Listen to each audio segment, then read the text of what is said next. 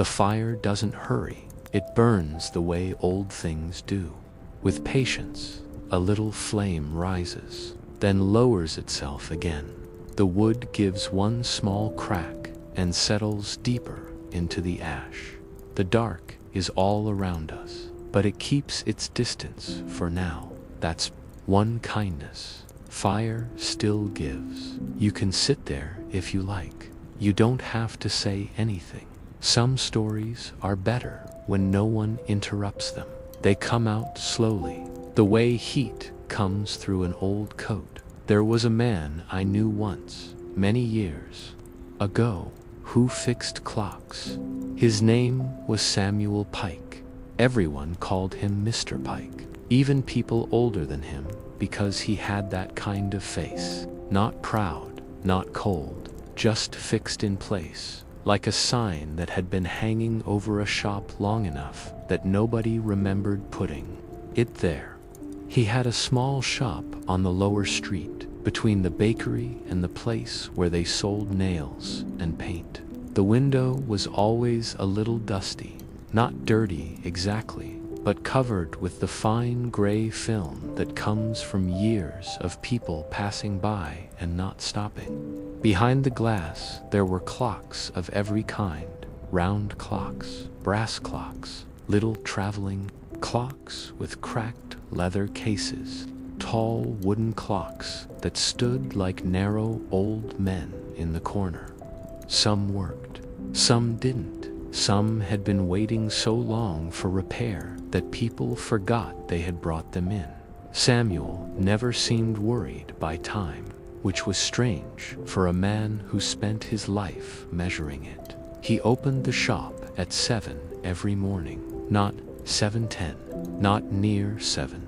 7, he would unlock the door, step inside, take off his hat, hang it on a hook, and wind the 3 clocks in the front room before he did anything else. Then he would sweep the floor, even if there was nothing to sweep. Then he would make tea on a small stove in the back and drink it standing up, because he said sitting down too early made the day weak. He was already old when I met him, though not as old as I am now. His hands were thin and marked with little cuts, the kind that never quite heal before another one comes. He wore a dark waistcoat with a watch chain, but the watch on the chain had stopped years before. When someone asked why he didn't fix his own watch, he would say, "It knows enough." That was Samuel. He spoke in lines you had to carry away and understand later. If you understood them at all. I came to know him because of the tower clock. Our town had a stone tower above the old market square. It wasn't high compared with city towers, but in that valley it was high enough. You could see it from the road, from the schoolyard, from the fields above the mill. The clock face looked out in 4 directions, one for each road leading away from town. For years, it rang the hours. People set their days by it. Bakers rose when it rang 5. Children ran home when it rang 6. Men in the factory yard looked up when it rang noon. Even dogs seemed to know the sound. Then one winter, it stopped. Not all at once. That would have been easier to talk about. First, it lost a few minutes. Then, it gained them back in a strange way. Then the bell rang once at the wrong hour, loud and lonely in the middle of the afternoon. People laughed about it at first. They said the tower was getting old. They said the town was getting old with it. Then, one morning, the hands stood still at 4:10 and stayed there. For a few weeks, people kept looking up, expecting it to correct itself. That's what people do. They expect old things to keep going because they always have, but the hands didn't move. Rain came, snow came, the hands stayed at 4:10. The council said repairs would cost too much. Someone said a modern electric clock would be cheaper. Someone else said nobody needed a tower clock anymore because everyone had watches now. They talked that way in meetings, as if usefulness was the same thing as meaning. Samuel went to those meetings. He sat near the back, hands folded over the handle of his cane. He didn't speak at first. He just listened. The room smelled of wet coats and paper. People argued about costs, about priorities, about roofs and drains and road salt. The tower clock sat somewhere above all that, silent dot at the third meeting. When they were nearly ready to vote to leave, it stopped. Samuel raised his hand. He didn't raise it high, just enough that the chairman had to notice. "Yes, Mr. Pike." Samuel stood up slowly. He looked smaller standing than sitting, the way some old men do. His shoulders were bent, but his voice was clear. "It can be fixed," he said. The chairman looked at the papers in front of him. "We understand that, but the issue is cost," Samuel said. "Not if I do it." There was a little movement in the room then. Chairs creaked. Someone coughed. A woman near the front turned around to look at him. The chairman said, "You'd repair the tower clock yourself." Samuel said, "I'd try." Someone asked if he was still able to climb the tower stairs. Someone else asked whether the mechanism was too old. Someone asked about insurance. That was the kind of town it was. Even when something good was offered, people first looked for the problem inside it. Samuel let them talk. Then he said, "The clock waited this long. It can wait for me too."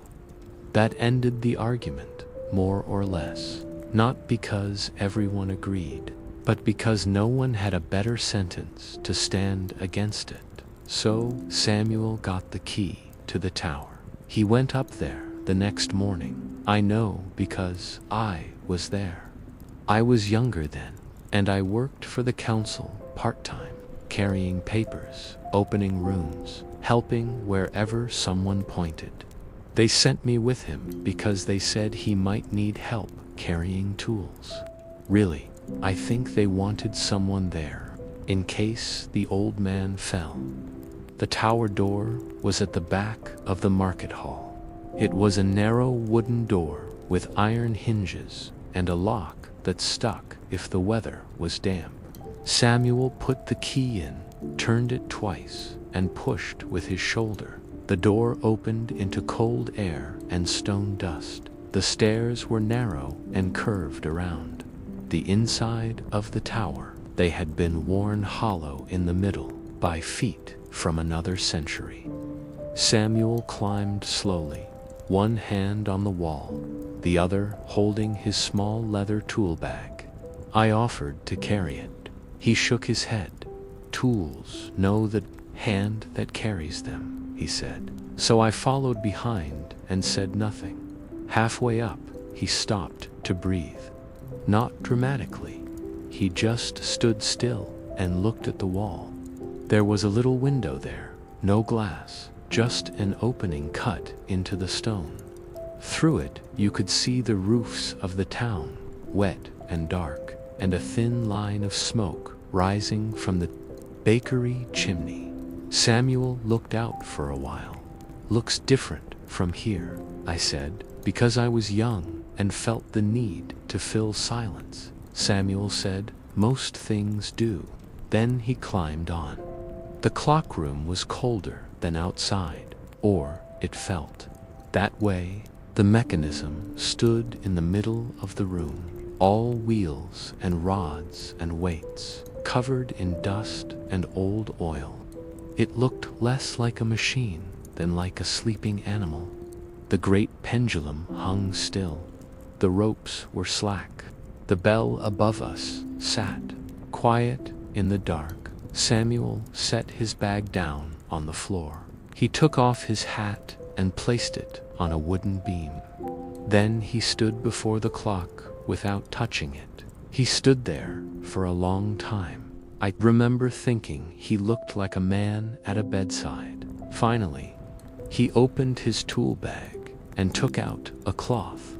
He wiped one gear gently, then another. He didn't rush. He didn't start taking things apart. He cleaned first. He said nothing for nearly an hour. Down below, the town kept moving. Carts rolled over stones. People called to one another. A child shouted. A door slammed. Up there, none of it sounded real. It was all softened by height. Samuel worked until noon. Then he sat on an upturned crate and ate bread and cheese from a paper wrapping. He offered me some. I took it. The cheese was hard and sharp. The bread was dry. I asked, "Do you think it'll work again?" Samuel looked at the still pendulum. "Yes," he said. I asked, "How do you know?" He chewed slowly and swallowed. "Because it stopped for a reason," he said. "Things that stop for a reason can sometimes begin again." That stayed with me, not because I understood it fully then. I didn't. I was too young. When you're young, you think stopping means failure. Later you learn stopping can also mean waiting. For several weeks, Samuel went up the tower almost every day. He worked in the mornings, sometimes in the afternoons. He cleaned the gears. He checked the weights. He replaced a cracked pin. He polished teeth no one would ever see. He sent away for a spring and waited 2 weeks for it to arrive wrapped in brown paper. He took measurements in a little notebook with a pencil sharpened down almost to nothing. People began to notice. At first, they only asked, "Any luck with the clock?" Then they began to stand in the square and look up. When Samuel went into the tower, the baker would come out with flour on his sleeves. Children would gather near the door. Some old men from the mill would stand with their hands behind their backs and make comments about how things were built better in the old days. Though none of them had offered to fix it, Samuel ignored most of it. He didn't like being watched. But there was one boy who watched differently. His name was Daniel. Daniel was about 14 then, maybe 15, thin, dark-haired, with a face that seemed always ready to close. He lived with his mother near the river road. His father had gone away years before. Some said he had gone looking for work. Some said he had just gone. The reason didn't matter much to the town, but it mattered to Daniel. You could see that he was the kind of boy people spoke about in low voices. Not bad, exactly, just difficult. He skipped school. He took apples from market stalls. He got into fights. He didn't seem to care about winning. He wore a coat, too, large for him, probably someone else's before it was his, and he kept his hands in the pockets as if he had something in there. He didn't want anyone to see. He started coming to the tower door after school. At first he stood across the square and watched. Then he came closer. Then, one afternoon, when Samuel was coming down the stairs, Daniel was leaning against the wall beside the door. Samuel stepped out, locked the door, and looked at him. Daniel said, "Doesn't work yet." Samuel said, "No." Daniel said, "Maybe. You can't fix it." Samuel put the key in his coat pocket. "Maybe." Daniel looked at him, waiting for anger or a lecture. Samuel gave him neither. The next day, Daniel came again. This time he said, "What's wrong with it?" Samuel said, "Many things." Daniel said, "That's not an answer." Samuel looked at him for a moment. "It's the true one." Daniel smirked a little, but he stayed. After a few days of this, Samuel said, "You want to see it?" Daniel looked surprised. He tried not to show it. "The clock." "No," Samuel said. "The moon." Daniel frowned. Samuel unlocked the tower door and went in. Daniel followed. "I wasn't there that first time Daniel climbed with him," Samuel told me later, in his way, not as a story, but in pieces. Daniel took the stairs to fast and pretended not to be winded. He touched the stone walls with his fingers. In the clock room, he stood still. That room could do that to people. Machines are different when they are large and silent. They make you lower your voice. Samuel showed him the gears. He showed him where the weight should pull. He showed him the escapement, the part that lets time move in small, measured pieces instead of all at once. Daniel listened, but not like a schoolboy. He listened like someone trying not to be caught. Caring. Samuel handed him a cloth. "Wipe that wheel," Daniel said. "Why?" "Because it's dirty." Daniel almost laughed. Then he took the cloth. That was how it began between them. Not with kindness named out loud, not with rescue, just a dirty wheel and a cloth. Daniel began coming most afternoons. Sometimes he worked. Sometimes he only watched. Sometimes he asked questions. Sometimes he sat on the crate and said nothing for an hour. Samuel didn't push him. He didn't ask about school. He didn't ask about his father.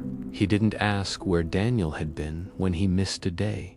He only said things like, "Hold this," or "Not that screw," or "Listen." That last one mattered. Samuel believed clocks spoke before they failed. He said every machine had a sound when it was right, and a sound when it was asking for help. Most people never heard the difference because they only listened after something broke. He taught Daniel to listen. He would set a small clock on the bench, wind it, and ask, "What do you hear?" Daniel would say, "Ticking."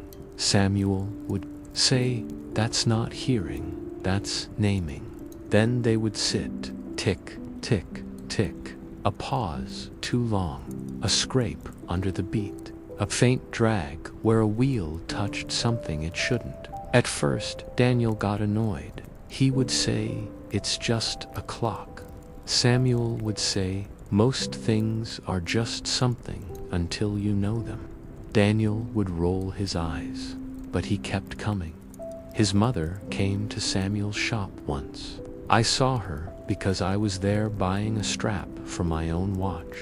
She stood near the door with her hands clasped together, nervous in the way tired people are nervous when they are asking for something they don't know how to ask. She said, "My boy's been coming here." Samuel looked up from the counter. "Yes, he's not bothering you." "No, he can be difficult," Samuel said. "So can clocks." She looked like she might cry then, but she didn't. Some people learn not to cry in public because they are afraid they won't stop. She nodded and said, "All right." Then she left. Samuel watched the door after she was gone. I asked, "Is he any help?" Samuel said, "Not yet." Then, after a moment, he said, "But he listens." That was high praise from Samuel Pike. The first small victory came in late spring. The tower clock had not yet been set, running, but Samuel managed to free the striking mechanism. He and Daniel had been working on it for days. A lever had stuck deep inside, hidden behind two plates. Samuel's fingers were too stiff to reach it properly. Daniel's hands were smaller. "Careful," Samuel said.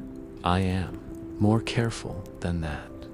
Daniel muttered something under his breath, but he kept working. His tongue pressed against the side of his mouth, his brow lowered. He looked younger then, because concentration takes the mask off a boy.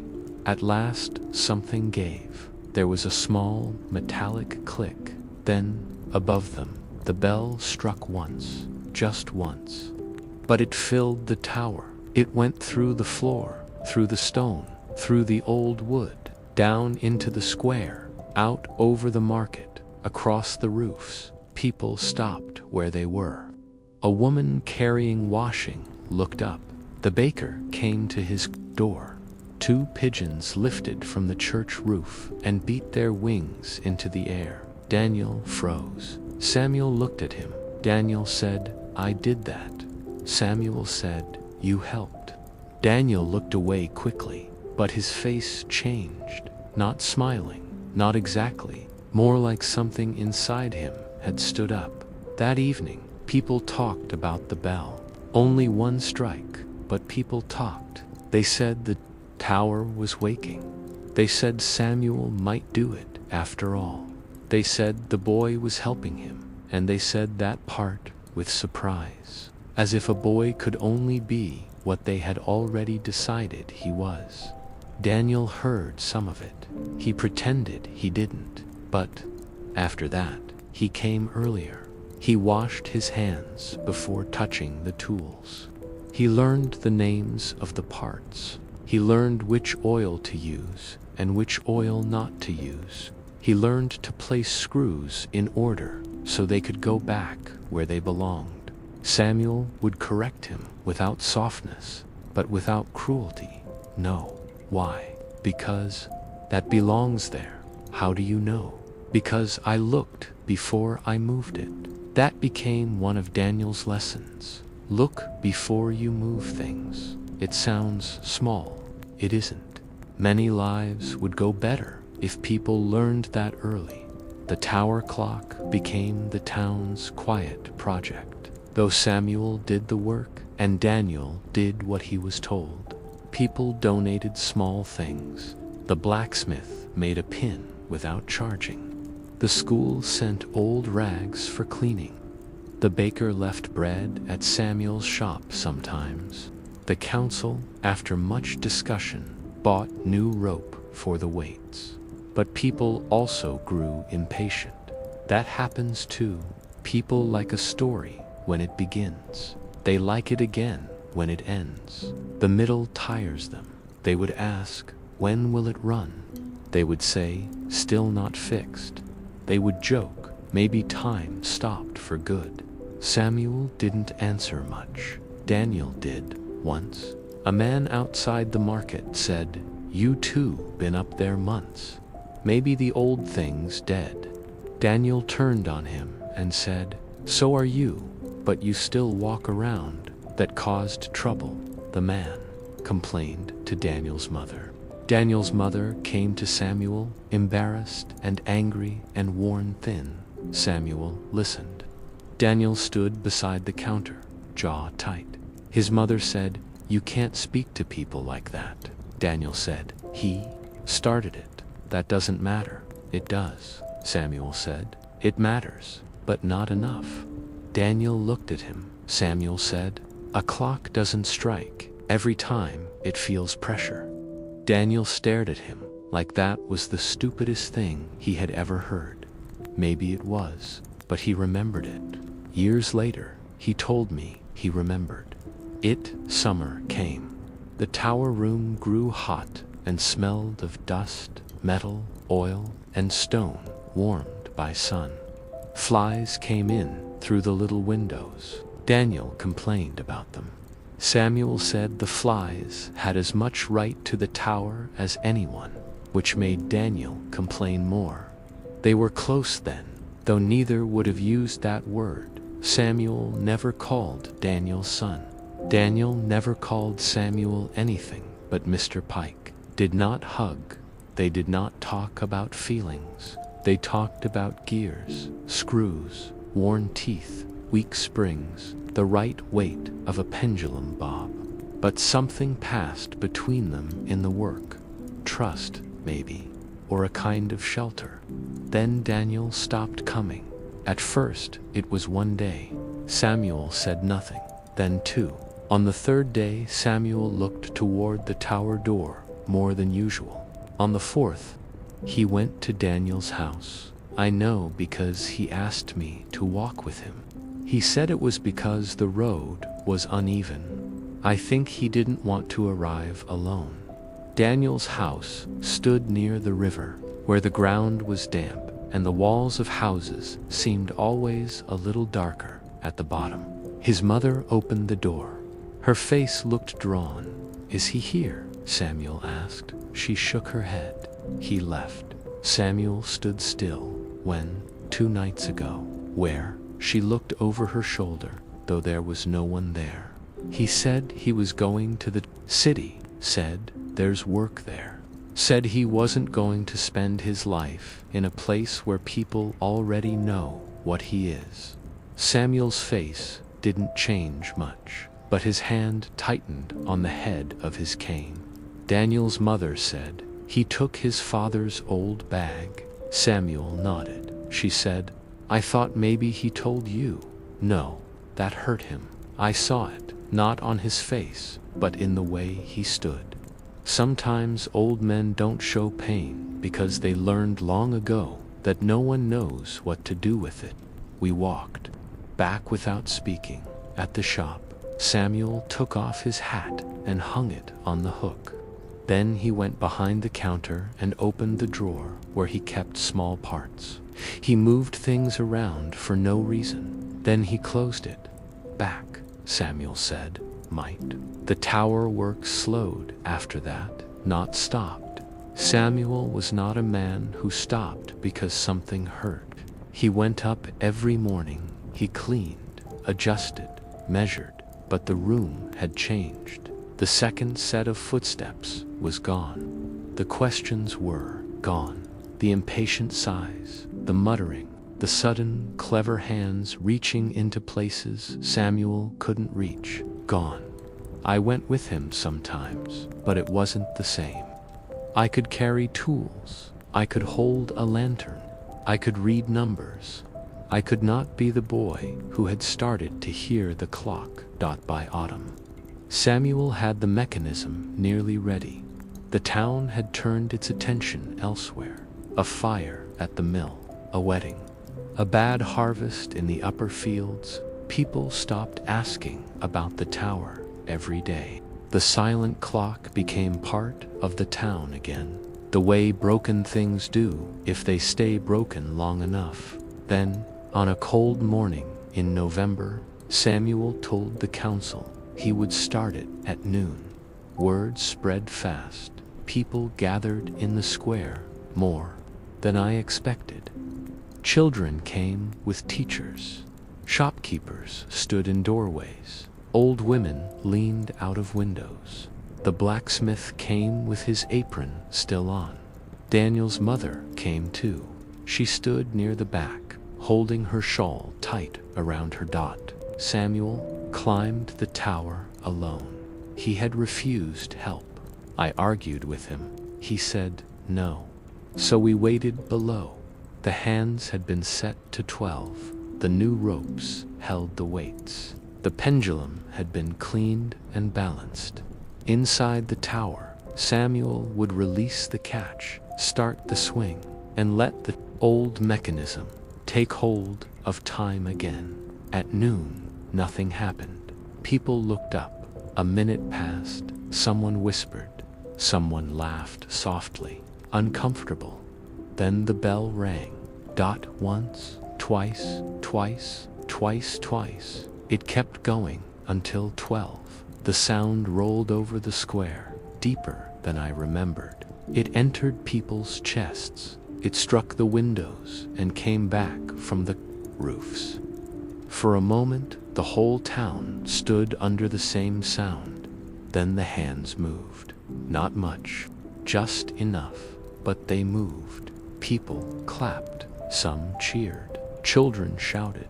The baker threw his hat in the air and then looked embarrassed for doing it. Daniel's mother covered her mouth with one hand. The tower clock was running. Samuel came down after a while. He looked tired, more tired than triumphant. People crowded him, shook his hand, thanked him, praised him. He accepted it poorly. He never knew what to do with praise. He nodded and said it needed cleaning, as if that explained everything. Daniel was not there. That was the part no one said out loud. Winter came again. The tower clock rang the hours. At first, everyone noticed. Then, slowly, they stopped noticing, which is what happens when something becomes part of life again.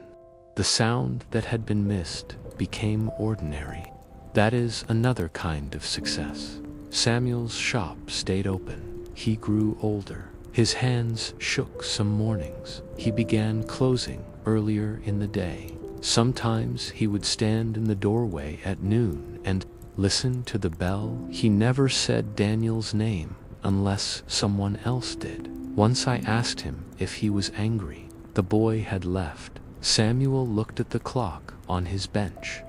No, disappointed. He thought about that, double quotes. Yes, he said, but not in him. I didn't understand. Samuel said, a boy doesn't run from work like that. He runs from what he thinks the work will make him feel. That was another sentence I had to carry for years. News of Daniel came in pieces, as news used to. Someone saw him in the city unloading crates. Someone heard he worked at a rail yard. Someone said he had been arrested. Someone else said no. That was another boy. His mother received one letter, then nothing for months, then another. She showed Samuel none of them, but once she came to the shop and said, he's alive. Samuel nodded. That's something, he said. Years passed. The tower clock needed small adjustments, and Samuel made them. He climbed the stairs less often, and then not at all. The council hired younger men when something stuck. Samuel would stand below and tell them what to do, shouting upward in a voice that still had iron in it. His own shop grew quieter, fewer. People brought clocks for repair. They bought new ones instead, cheap ones, plastic ones, clocks that could be thrown away when they failed. Samuel did not complain. He only looked at them with a sadness he would not admit. Then one winter, Samuel fell, not from the tower. People always assume stories choose the dramatic place. He fell in his own shop, near the stove, while reaching for a box on a high shelf. He broke his hip and never stood quite right after that. The shop closed for 3 months. Then it opened again, but only in the afternoons. Samuel sat behind the counter more than he worked. The clocks around him ticked, some steady, some uneven, filling the room with 100 small arguments about time. I visited him often then. I had my own life by that point. Work, a wife, children, worries that seemed large then and look smaller now, though I suppose they were large enough while I was carrying them. Samuel would ask about the town, about the tower, about whether the bell sounded clean. He could hear changes, others, COULDN, single quotes too. One evening, near the end of winter, I found him sitting in the dark. The shop was not fully closed, but he had not lit the lamp. The window held the last gray light of day. The clocks ticked around him. I said, "You all right?" He said, "Yes." I knew he wasn't. He said, "The tower lost 2 minutes this week." I said, "That's not much." Samuel looked at me. "For a tower," he said, 2 minutes is a confession." I laughed a little, but he didn't. Then he said, "I should have cut the boy." I knew who he meant. I said, "You couldn't," Samuel said. "No, but I should have tried differently." That was the first time I heard regret in his voice. Not sharp, not dramatic, just old and plain. He said, "I gave him work. I should have given him a reason to stay." I didn't know what to say. Young men rarely do when old men tell the truth. So I said, maybe the work was the reason. Samuel closed his eyes for a moment. "Maybe," he said. Spring came late. That year, the river ran high, the roads turned soft, the tower clock kept ringing, though not perfectly. Samuel sent notes to the council about adjustments. They did some of them, others they ignored. Town councils are the same everywhere. Then Daniel came back. No one expected it. He arrived on a rainy afternoon with a small suitcase and a face older than his years. He was no longer thin in the same way. He had filled out, but tiredness had settled in him. He wore a worker's coat and carried himself like someone used to noise. The city had marked him, not cruelly perhaps, but clearly. He went first to his mother's house. Then, before evening, he came to Samuel's shop. I was there. I had brought Samuel some papers and was preparing to leave when the bell over the shop door rang. Daniel stepped in. Samuel looked up for a moment. Neither spoke. The shop seemed to hold its breath. Even the clocks sounded softer. Daniel took off his cap. He held it in both hands. He looked around at the clocks, the shelves, the counter, the stove, the same hook by the door. Then he looked at Samuel. Mr. Pike, he said. Samuel's face did not change quickly. Old faces need time. Daniel, he said. That was all. No embrace, no accusation, no scene. Just names. Daniel stood by the door, as if he didn't know whether he had the right to come farther in. Samuel said, "Shut the door. You're letting the damp in." Daniel shut it. He came to the counter. His hands were rough now. There was a scar across one knuckle. Samuel noticed. Of course he did. Samuel noticed hands the way other people notice faces. Daniel said, "I heard you fell." Samuel said, "I got up." Daniel almost smiled. "Not all the way, from what I hear." Samuel's mouth moved, not quite a smile, but near one. "You hear too much." Daniel nodded. He looked down at his cap. "I should have written more," he said. Samuel said nothing. Daniel said, "I should have said I was leaving." Samuel still said nothing. Daniel swallowed. "I thought if I said it, someone would tell me to stay." Samuel said, "Would that have been so bad?" Daniel looked at him then. His eyes were not a boy's eyes anymore. "Yes," he said. "Back then." Samuel nodded slowly. That was one of the hardest things about Samuel. He could accept a truth even when it hurt him. Daniel looked toward the back of the shop. "Do you still have the small bench?" Samuel said. "Yes." "Still have the brass file?" "Yes." "Still keep the good oil in the wrong tin so people don't use it?" Samuel looked at him. "You remember that?" Daniel said. "I remember most of it." Samuel turned his head toward me. "Put the kettle on," he said. So I did. Daniel stayed that evening. They drank tea. They spoke of small things first. The city, work, Daniel's mother, the tower clock. Samuel asked few questions, but each one mattered.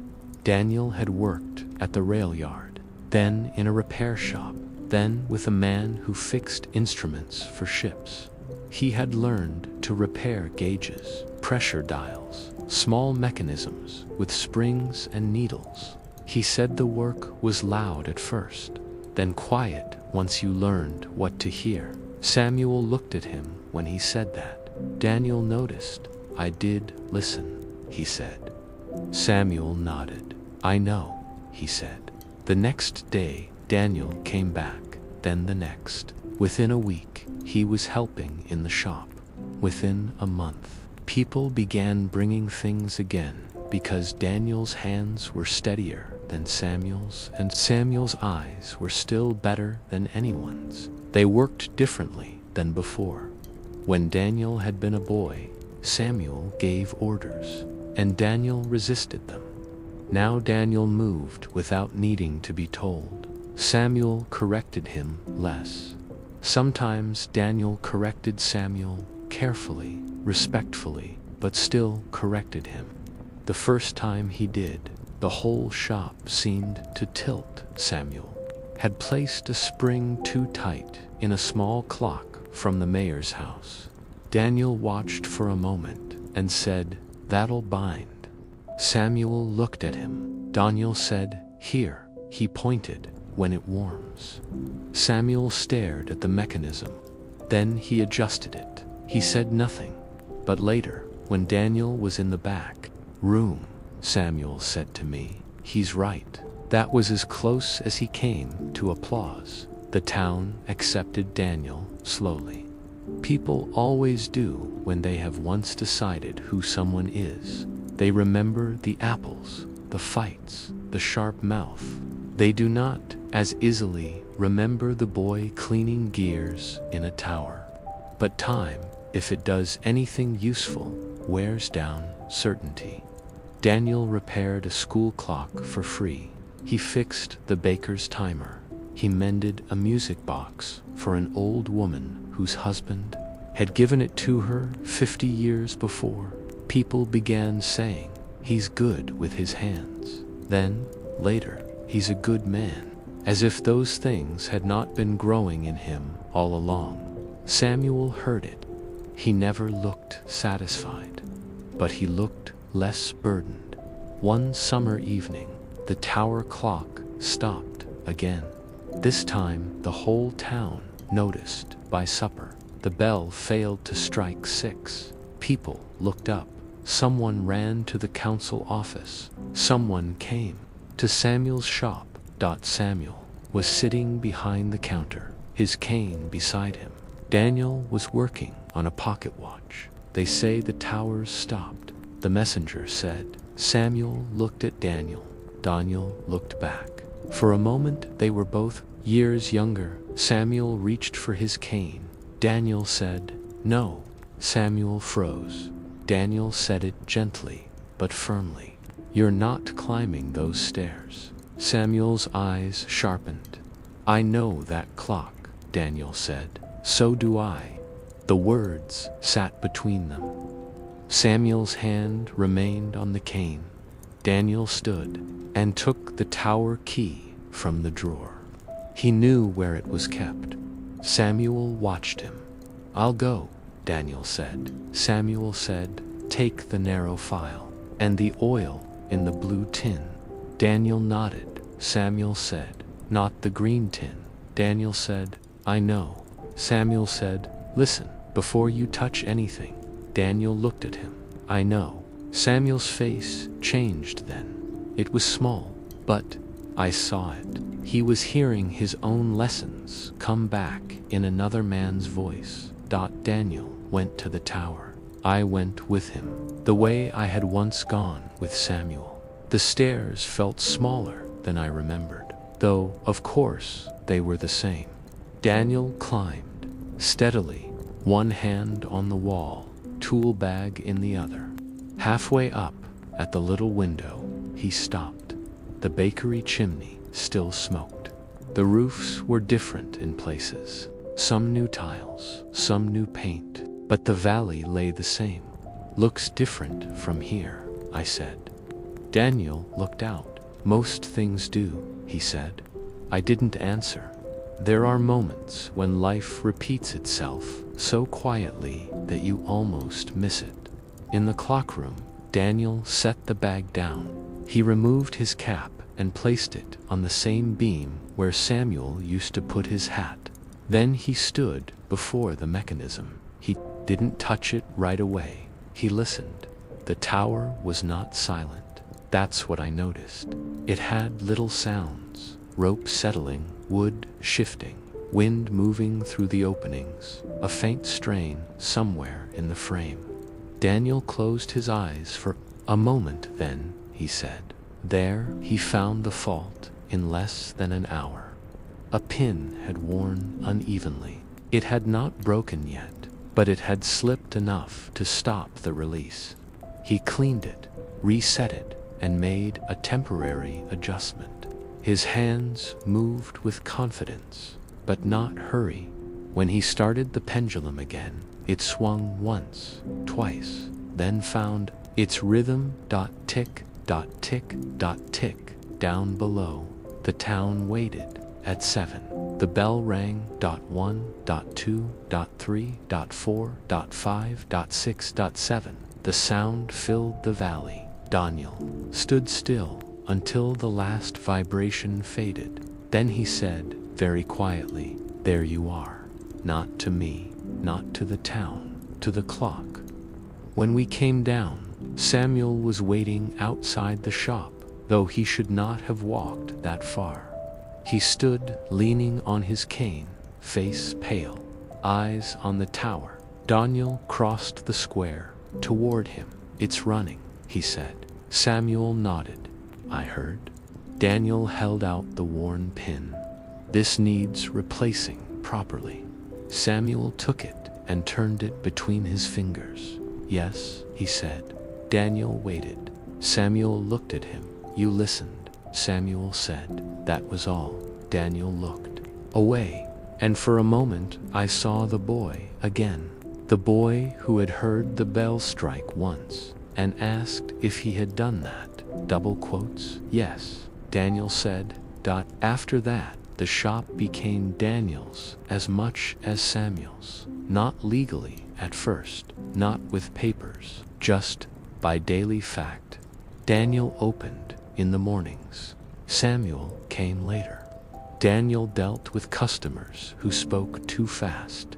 Samuel sat near the back and made comments when needed. Sometimes they argued, not loudly. Tools, prices, whether a clock was worth fixing, whether a thing should be replaced or restored. Samuel believed almost anything could be restored, if you respected it enough. Daniel believed some things had to be replaced before they damaged the rest. They were both right, depending on the day. One autumn, Samuel gave Daniel the watch chain, not the stopped watch, just the chain. They were closing the shop. Rain tapped against the window. The street outside was empty, except for a man hurrying under a newspaper. Samuel had been quieter than usual. He took the chain from his waistcoat and laid it on the counter. Daniel looked at it. "What's this?" Samuel said. "A chain. I can see that." "Then don't ask foolish questions." Daniel frowned. "I don't need it." "No. Then why?" Samuel looked toward the window. "Because I don't either." Daniel touched the chain with one finger. He understood enough not to make the moment bigger than Samuel could bear. "Thank you," he said. Samuel nodded. Daniel wore it after that. Not every day, but often. The stopped watch remained in Samuel's drawer. Daniel never asked for it. Winter took Samuel slowly, not all at once. Again, that would have been easier to tell. First, he stopped coming every day. Then he stopped coming on rainy days.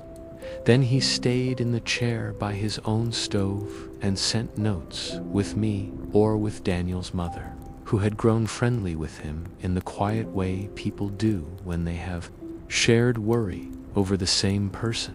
Daniel visited him every evening. He brought soup sometimes, bread, tea, once, a tin of good tobacco. Though Samuel had not smoked in years, Samuel would ask about the shop. Daniel would tell him. Not too much, just enough. "The mayor's clock is running too fast again." "Of course it is," Samuel said. "He rushes everything." The school clock cracked its glass. "Children, probably good." Daniel smiled. "Good means they're still throwing things." Some evenings they sat without talking. The fire in Samuel's stove made small sounds. The room smelled of wool, medicine, and old paper. The stopped watch lay on the table beside Samuel's chair. One night, Daniel picked it up. You really never wanted this fixed?" Samuel's eyes were half closed. "No. Why?" Samuel breathed slowly.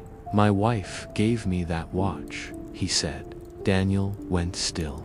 Samuel rarely spoke of her. She had died long before I knew him well.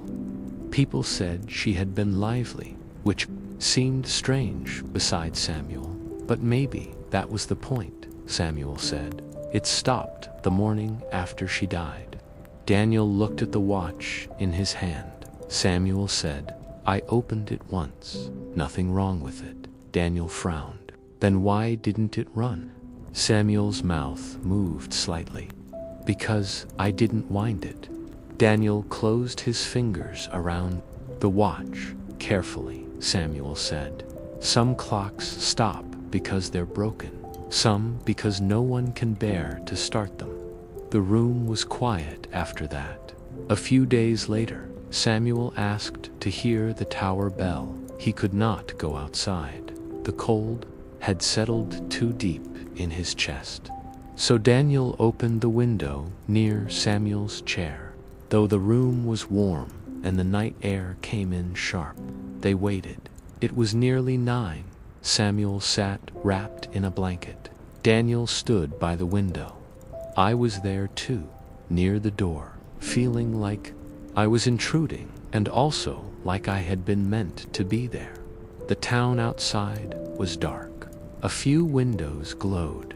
Smoke rose from chimneys. The tower stood above the square, its face pale in the moonlight. Then the bell struck. 1, 2, 3, 4, 5, 6, 7, 8, 9. Each note came through the cold air clear and slow. Samuel closed his eyes. When the last one faded, he said, "It's a little heavy on the 4th. Daniel laughed softly, but his eyes were wet. "I'll adjust it," he said. Samuel nodded. "Not too much," he said. "I know." Samuel looked at him. "Yes," he said, "you do." He died before morning. No drama, no final speech, no hand reaching out at the last second. He went the way some old people go when they have finished resisting, quietly, between one breath and the next. The funeral was small but full. That is different from large. Large means many people came. Full means the right ones did. The baker came, the blacksmith, the school headmistress, Daniel's mother, people whose clocks Samuel had fixed for 40 years, people who had not known how much they depended on him until the shop window went dark. Daniel stood by the grave with his hands folded in front of him. He wore Samuel's watch chain across his waistcoat. The watch was not there. After the service, people came to him, one by one. He was a good man. Yes, he helped many people. Yes, he thought highly of you. Daniel did not answer that one. He only nodded later. When everyone had gone, Daniel stayed by the grave. I stayed a little distance away. The wind moved through the bare trees. Somewhere in town, the tower bell struck 2. Daniel looked up when he heard it. Then he said, "Not to me exactly. He should have told me." I walked closer. "What?" Daniel's face was tight. "That he wanted me to stay back then," I said. "Maybe he didn't know how." Daniel nodded, but the nod had anger in it. "I would have stayed," he said. Then after a moment, quieter, "Maybe that was the truth of it. Maybe that word holds more lives than people think." Daniel took over the shop. He changed little at first. The hat hook stayed. The front clocks stayed. The dusty window stayed dusty until his mother came in one morning and cleaned it without asking. Daniel complained. She ignored him. He put Samuel's stopped watch in the front display, "Not for sale." Beside it, he placed a small card that read, "Not broken, only unwound." People asked about it. Daniel rarely explained. The tower clock kept running under Daniel's care. He climbed the stairs every month. He listened before touching anything. He trained a girl from the school for a while, then a young man from the mill, then his own nephew. Not all of them stayed. Most people don't, but some lessons remain, even in people who leave years later. After I had grown old myself, I saw Daniel standing in the square at noon. His hair was gray by then. His shoulders had broadened and then bent a little. He stood, with his hands in his coat pockets, looking up at the tower. The bell rang 12. People crossed the square without stopping. A woman pushed a pram. A boy ran with bread under his arm. A man cursed at a bicycle chain. Ordinary life moved through the sound without noticing it. Daniel noticed. I stood beside him. Running well, I said. He nodded. For now, that's all anything does. He looked at me then, and I could see Samuel in the look, not in the face, in the patience. Daniel said, I used to think fixing meant making something last forever. And now he looked back at the tower. Now I think it means giving it another honest stretch. That was a good sentence. Samuel would have liked it, though he would have pretended not to. Daniel died some years after that. Not young, not terribly old. Somewhere in between, as most of us do if we are lucky and unlucky in equal measure. The shop passed to his nephew, who did not have Daniel's ear but had decent hands. The tower clock was later fitted with a small electric assist, which some people said was a shame, and others said was necessary. Both were right. Things change even when we keep them. The shop is gone now. The bakery, too. The nail and paint place became an office, then something else, then stood empty. The lower street has new signs and brighter windows. People walk faster. They look down at little glowing screens and carry time in their pockets more accurately than the tower ever held it. But the tower is still there, and sometimes, when the wind is right, I can still hear the bell from my house. It is not perfect. It never was. There is a small heaviness on the fourth strike, just as Samuel said. Daniel adjusted it once, then put it back, or so he told me. He said some flaws are part of the voice. I think about that more now. A stopped clock is easy to judge. You look at it and say it failed. But maybe you don't know who forgot to wind it. Maybe you don't know what grief sat beside it. Maybe you don't know what boy learned to listen in the room above the square. Maybe you don't know how many hands touched the same brass wheel, each one leaving a little warmth behind. That's how lives are too, I suppose. People stop, people leave, people come back with scars on their hands. People teach badly and love quietly and regret what they could not say. People fix what they can and learn. Too late or just in time. That repair is not the same as rescue. The fire is lower now. The flames have gone down into the wood and the coals are showing through. That's the steady part of the fire, not the bright part, the part that lasts. The smoke rises straight for a moment, then leans into the dark. Somewhere out there, maybe, a clock is striking the hour. Maybe it's right. Maybe it's a little heavy on the fourth. Either way, we hear it, and for tonight, that is enough.